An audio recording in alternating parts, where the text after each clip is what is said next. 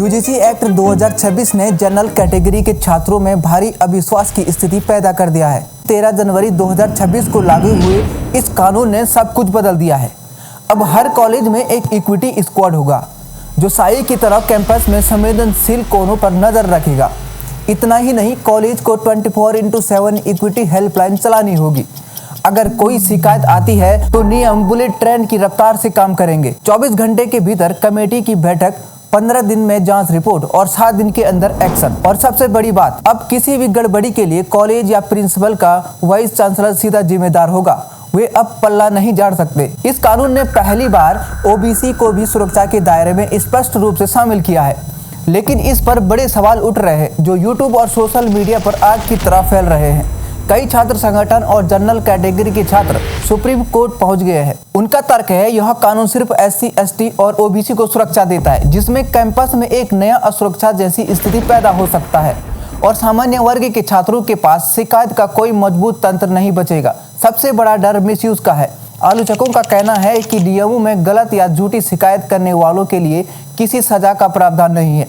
इससे प्रोफेसरों और छात्रों में डर है कि मामूली आपसी झगड़ों को भी इस कानून के जरिए जातिगत भेदभाव का रूप दिया जा सकता है। यदि कॉलेज या विश्वविद्यालय इन नियमों का पालन करने में विफल रहता है तो यूजीसी के पास कठोर शक्तियां हैं।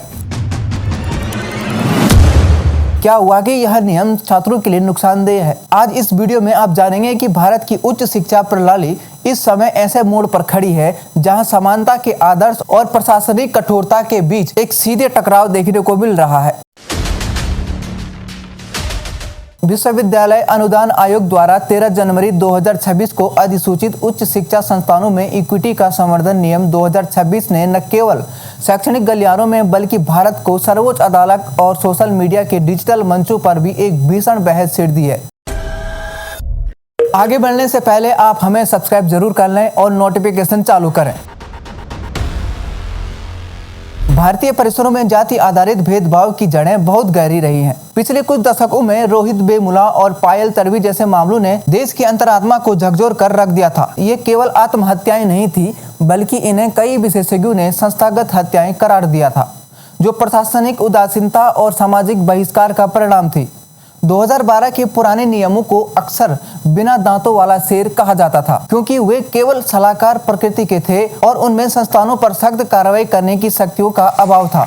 आंकड़ों के अनुसार 2019-20 में जहां जाति आधारित भेदभाव की 173 शिकायतें दर्ज की गई थी, वहीं 2023-24 तक यह संख्या 118.4% बढ़कर 378 हो गई थी। शिकायतों में इस भारी उछाल और अदालती हस्तक्षेप ने यूजीसी को एक ऐसा ढांचा तैयार करने पर मजबूर किया जो न केवल दिशा निर्देश दे बल्कि सजा देने की शक्ति भी रखे। यूजीसी का नया नियम 2026 को कोई सामान्य संशोधन नहीं है, बल्कि यह परिसर के शासन और पूरी पद्धति को बदलने का एक प्रयास है।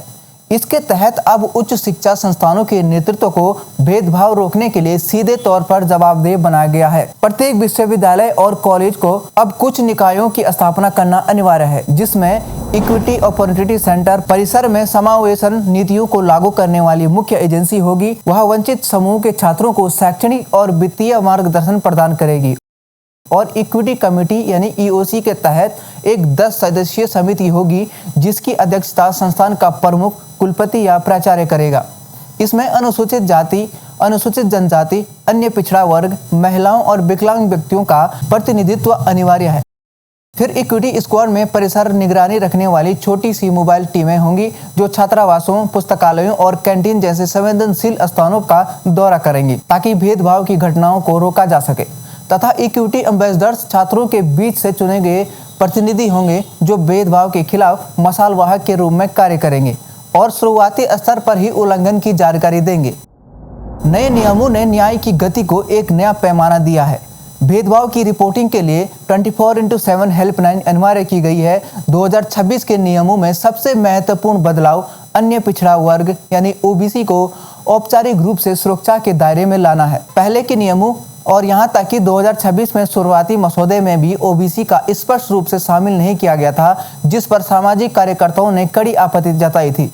अब जाति आधारित भेदभाव की परिभाषा में अनुसूचित जाति और जनजाति के साथ OBC को भी समान दर्जा दिया गया है।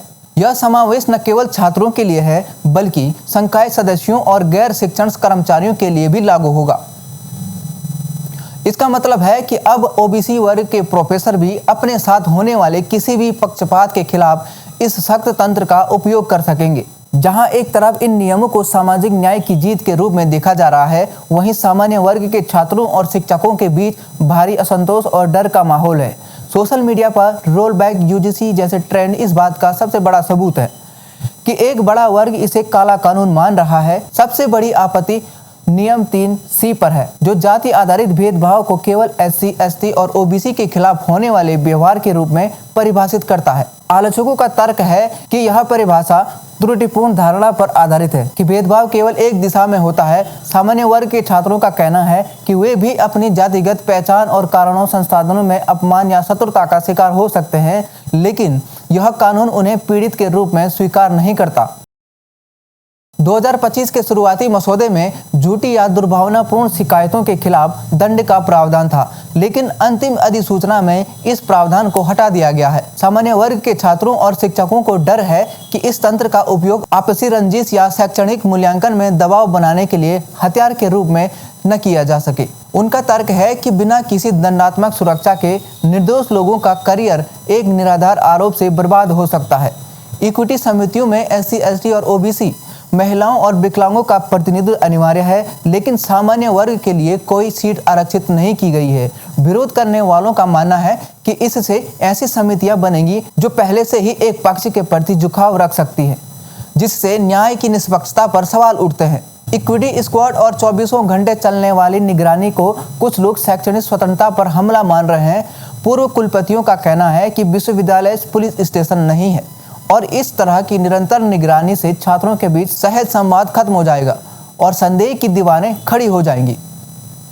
विवाद इतना बढ़ गया है कि मामला अब सुप्रीम कोर्ट की दहलीज पर है। अधिवक्ता विनीत जिंदल द्वारा दायर एक रिट याचिका में तर्क दिया गया है कि ये नियम संविधान के अनुच्छेद 14, 15 और 21 का उल्लंघन करते हैं। अनुच्छेद 14 बताता है, याचिका में कहा गया है कि किसी व्यक्ति को उसकी जाति के आधार पर शिकायत निवारण तंत्र के वंचित करना राज्य द्वारा किया गया अक्षम्य भेदभाव है।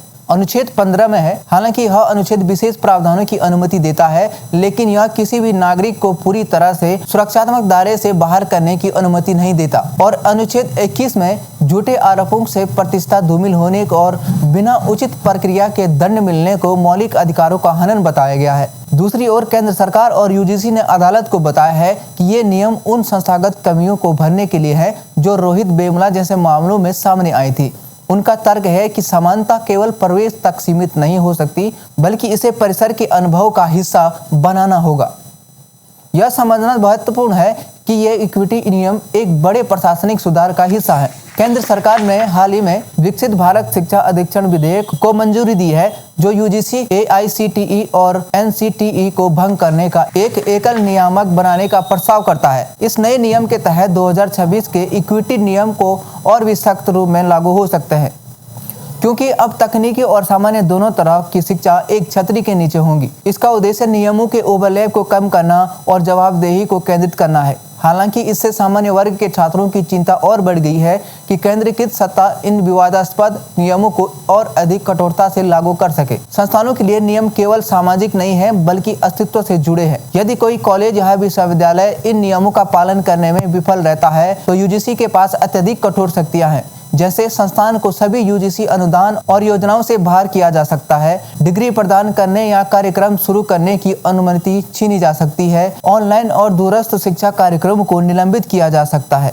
सबसे गंभीर मामले में संस्थान को यूजीसी की मान्यता प्राप्त सूची से हटाया जा सकता है, जिससे उसकी पूरी शैक्षणिक वैधता समाप्त हो जाएगी। विश्वविद्यालय के कुलपतियों ने चिंता जताई है कि गैर अनुपालन के डर से संस्थान अब रक्षात्मक निर्णय लेने लगेंगे। उदाहरण के लिए, किसी विवादित मामले में संस्थान अपनी निष्पक्षता के बजाय केवल दंड से बचने के लिए जल्दबाजी और कार्रवाई कर सकता है, जिससे न्याय का मूल्य उद्देश्य बाधित हो सकता है। यूजीसी का 2026 इक्विटी रेगुलेशन भारत की उच्च शिक्षा में एक पैराडाइम शिफ्ट है। यह एक ऐसी प्रणाली बनाने का साहसिक प्रयास है जहां परिसर में किसी भी व्यक्ति की गरिमा उसकी सामाजिक पृष्ठभूमि के कारण कम न हो। रोहित वेमुला और पायल तड़वी की माताओं द्वारा शुरू की गई यह कानूनी लड़ाई आज एक व्यापार कानून का रूप ले चुकी है।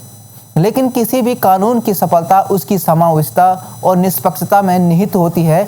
सामान्य वर्ग के छात्रों के मन में जो गहरा अविश्वास पैदा हुआ है, उसे नजरअंदाज करना शैक्षणिक शांति के लिए जोखिम भरा हो सकता है। विशेषज्ञों का सुझाव है कि इस कानून को और अधिक संतुलित बनाने के लिए कुछ सुझावों पर विचार करने की सख्त जरूरत है। जैसे भेदभाव की परिभाषा को इतना व्यापक बनाया जाना चाहिए कि किसी भी जाति का पीड़ित अपनी बात रख सके। झूठी शिकायतों के खिलाफ कुछ बुनियादी सुरक्षा वापस ले जाए जाने चाहिए ताकि निर्दोष लोगों को हथियारबंद आरोपों से बचाया जा सके। इक्विटी समितियों में सभी वर्गों का प्रतिनिधित्व सुनिश्चित किया जाना चाहिए ताकि उनके निर्णयों को पूरे छात्र समुदाय द्वारा स्वीकार किया जाए। अंततः शिक्षा का उद्देश्य समाज को जोड़ना है, न कि उसे किसी श्रेणी में बांटना। यदि 2026 के ये नियम समय के साथ एक न्यायपूर्ण, पारदर्शी और वास्तव में समान शैक्षणिक वातावरण बनाने में सफल होते हैं तो यह भारतीय लोकतंत्र के लिए एक मील का पत्थर साबित होगा। लेकिन यदि केवल कागजी अनुष्ठान या प्रतिशोध का साधन बनकर रह गए तो उच्च शिक्षा के मूल ढांचे को ही कमजोर कर सकते हैं। भारत सरकार और शिक्षा मंत्रालय को अब यह सुनिश्चित करना होगा कि इक्विटी का अर्थ एक्सक्लूजन न बन जाए। परिसर की दीवारें सुरक्षित भी होनी चाहिए और समावेशी भी, जहां हर छात्र चाहे वह किसी भी वर्ग का हो अपनी शिकायत कर सकता है और अपनी पढ़ाई पूरी कर सकता है। किसी भी भेदभाव का शिकार होने पर वह तुरंत अपनी शिकायत कर सकता है। आपको यह वीडियो कैसा लगा आप हमें कमेंट में ज़रूर बताएं और अपनी राय लिखना न भूलें। आप हमारे चैनल पर नए हैं तो हमें सब्सक्राइब ज़रूर करें।